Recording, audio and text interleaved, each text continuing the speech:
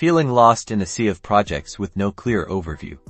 Let's transform that chaos into a streamlined, high-performing Asana portfolio in just a minute and a half. First, make sure you have an Asana portfolio created. If not, go to your sidebar, click Create and select Portfolio. Give it a clear and descriptive name like Marketing Initiatives Q3 2024.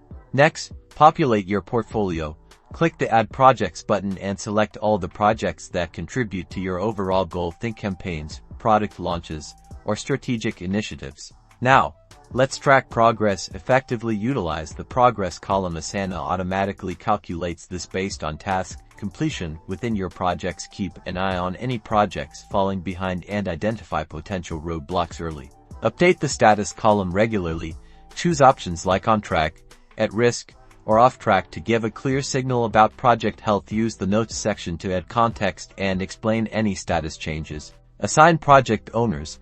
This ensures accountability. Make sure each project has a clearly designated owner responsible for driving it forward. Click on the column to assign the right people.